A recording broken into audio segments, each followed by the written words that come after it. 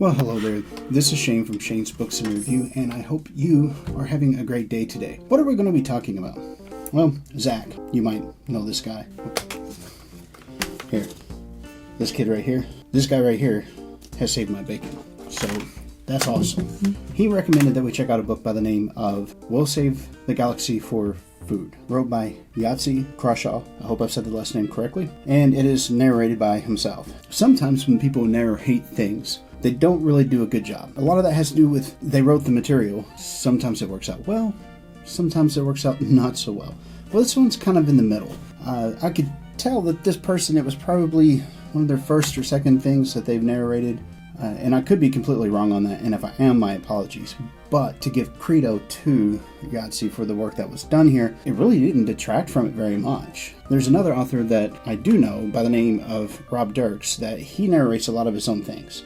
Which, by the way, he does have a podcast called Listen to the Wire, or Listen to the Signal. If you haven't checked it out and you like sci-fi, it is well worth looking into. Now, the narration style that he had was fun and quirky. This book kind of fits into a lot of subgenre categories. I mean, it is space, it is sci-fi, there is a lot of comedy, and a lot of it is self-deprecation whenever it comes to the way that it's delivered. The book itself is set up in a way where there's a guy that's an absolute screw-up that is living in the glory days, much like a lot of jocks will do, of I used to be a star pilot when this new technology came out. Now, there's not so much. We just give tours, and it sucks to be us. But that really plays into it, because not only is he a screw-up, but any good screw-up needs a really good straight man. And that's where we get into talking about not the man with many names. I think at one point he was Mr. Handsome. At one point he was this author that wrote books, but only because he stole that name because the straight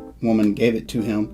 There's all kinds of little things like that that you would think would take away from, but instead it kind of adds to. Because this book is one that, if it was further developed, and I know if there's a sequel, but if it was further developed and a lot of things happen, there could be a lot of lore that could be inside of this that would be fun. There's a lot of references within itself to itself, and it doesn't take itself serious. It's a book that knows what it is and where it should be, and there really wasn't a whole lot of pretentious junk that was thrown in there, so that was refreshing. Now, some of the characters that are in it are cliche. Some of them don't really go outside their bounds, but in a book like this, I didn't expect to actually really enjoy it, because I've read a lot of zany sci-fi comedies over the last couple of years, and I wasn't expecting anything new. Although there wasn't anything new in that regard in this book, that doesn't mean that it wasn't a fun little journey to take. So, quick overview for anybody that's curious at this point is, like I said, it's a pilot that's living in the glory days. He ends up really needing to make some money. The reason why he needs to make money is because he's getting ready to go to court, because pirates are a well-known thing where he's flying. And there's a particular band of pirates that like to pick on him, and he forgot to push the button to mute the intercom, so the family he was giving a tour to didn't overhear conversations in the cockpit or in the area of which he was in. And so they heard the conversation between the pirates and him saying, "Hey, guys, please stop harassing me so much. I'm going to get a bad rap if you keep this up. It needs to stop." And they're like, "Oh, come on, you're just giving us this and this and this. That's no big deal." And it made it sound like he was in cahoots with them, and then he ends up getting a summons to court, and then he finds himself in a desperate need to be able to pay for stuff, even though he hasn't been to court yet. Now, with that being said, we introduce at this point a bunch of different characters. One of them is wrote and read by the author in a way of which he's not exactly the most intellectual type, a lot of slow, dead speech. So there's that, which is the son of a mogul that is best compared to being someone like Don Quixote, one of these mobster types that you would think of from like early 1940s, 50s Chicago area, or during the bootlegging times. So his way of fixing things is through brutal violence and rising to the top. And if there's ever a problem with legalities, then the head of whatever department gets thrown under the bus and then does all the time for it. So Mr. Henderson is the crime syndicate. His son's name is Daniel. Now, with that known, the way that things happen is he's trying to solicit stuff because he knew he was going to go to court, right? So he ends up running into Miss Warden. Miss Warden is the straight woman that I was talking about earlier.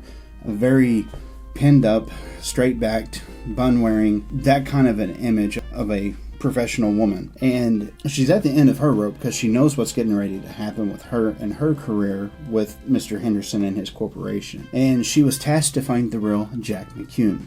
Jack McCune was the author that I was talking about that was writing books that the identity was took by our main protagonist. So the guy with many, many names.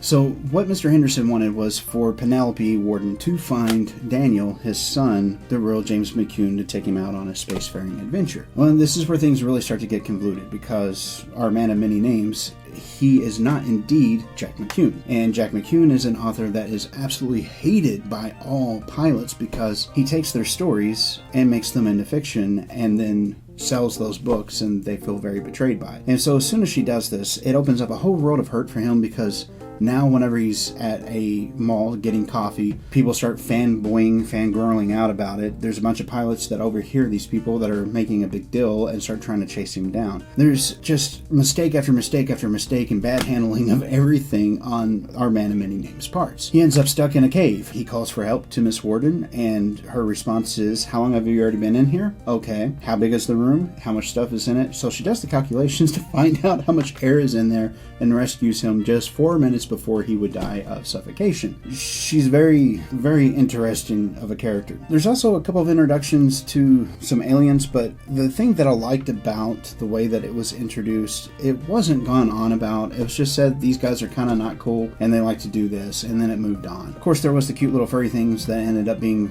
very detrimental to the health of people because they like to surprise attack. But what I'm getting at is it's an adventure story about a guy that screws up constantly, has a straight person by his side trying to keep things going. But the crux of the situation is his morality is actually better than her morality, and the two of them are going back and forth quite a bit. It does make for some good entertainment. Now, what about some feelings or thoughts? What did this book bring to the forefront of my mind while I was reading it? Was there a lot of joy or expectations? Was there, these sorts of things? Well, for myself, what I found was I was interested in the story. I was interested in what was going to happen with our man of many names, Jack McCune. Between him and Miss Warden, I was kind of worried, especially on a sub-track that they had to take whenever it became something that was a subplot diversion. But it was kind of cool that was in there. I mean, it could have been left out completely and it really wouldn't have took away.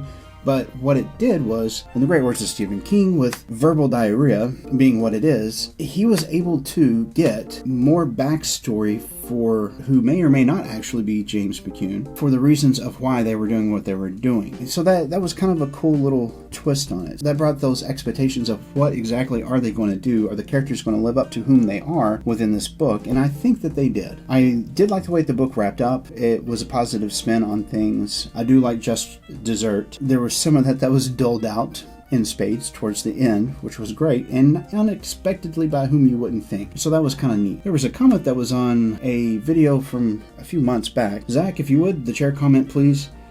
I understand your concern about this chair being distracting.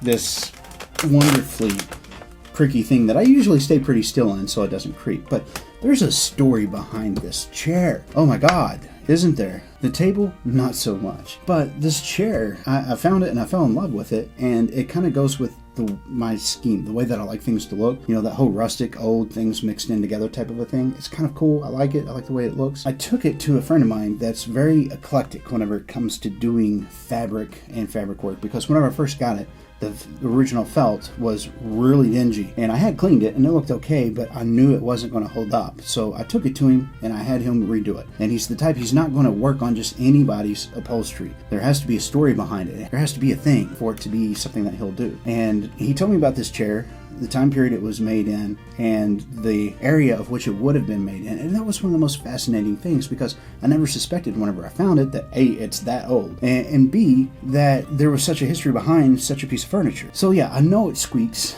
but that's part of it. If only you could sit in this chair, you would understand. It's good, it's comfortable, it's good and supportive, and it's got that character. Now, I know that it might be a little distracting, so I apologize for that. So I'll try to stay as still as I can. I won't do one of those things that kids would do where they... Yeah? So, with that being said, question of the week, what do you think of the chair? Now, there's another thing that I need to tell you guys and gals. You wonderful people, and I know how understanding you are and how awesome you are, so it's not going to be a big deal. I'm getting ready to redo all this because with the way that things are growing in my company and the way things are happening and what I'm expecting 6 months down the road, I'm going to have to move again, but I'm going to stay within where I'm at. I'm not going to leave the people that have been so gracious to me and provided me with office space, etc. for what I do. I think I'm going to be moving to another section of the building that will have more space because I'm going to need it. So I'm going to make this one more time. And the way that I'm going to do it is so that I can move it and you guys and gals will never know any difference except for whenever I actually do redo this. So what are your thoughts on it? Do you want something where we can do more stuff like this and this? Do you want just more traditional? I like this. I like these things right here. Those are pretty cool. I'm curious to see what you think because we are in that experimental phase. Any and all comments and any all suggestions, they would be very welcome. Also, I'm going to be changing the audio a little bit. I know that what we have is working fairly well, but I would like the opportunity to have a little bit more crispy audio. That's one thing that's always aggravated me. Now for the next book, let's see, what shall we get? Remember how I've been talking about Marco Close and some Marco Close goodness? Well, I've started reading the second to last one now. I think that one's name is Fields of Fire. I've really been enjoying this. And the reason why is because this series has been something that's been going on in my life for a long time. But it's not like there's a metric ton of books in it. And also, I need some help. There was a book that I read years ago, and I can't remember the name of it. I don't think it was Armor. But there was a character in there by the name of Elias. And I thought that he was in this series. And he's not. I can't remember the name of the books, but essentially, help me out here. Let's see if you guys can aid. There was a starfaring people that originally from Earth that were going out and they were fighting against something. It wasn't Lankies, but it was big fights. But in about book 3 or 4 of that series, there was this specialized Marine type of a detachment is the only way I can really describe them, that wore armor. And they were encased within the armor, so their bodies would be inside of said armor, inside of a tank. And Elias was a character that couldn't come out of it. And I really like that story, but for the life of me, I can't remember the names of those books or who the author was. And it's been something that's been troubling me for 2 or 3 months. I mean, it's not like I haven't had a lot on my plate, but if you guys and gals know what that is, please tell me so that we can get to it, because that would be a series that I think, if you haven't read before, is really unique and interesting. It's along the lines of like Old Man's War and all this kind of a thing. Those characters that were in that, their plights, what they were going through, it was really cool. But don't forget, we do have Patreon. Links are down there. And with all that said, this is Shane with Shane's Books and Review. Like, share, subscribe. Hope that your week was a good one. If it wasn't, here's hope your next one will be. We'll see you in the next video. I think this is the one that you want to see the most. But this one is there too. I don't know why that one's there. Did you put that there, Zach? Because I didn't put that there.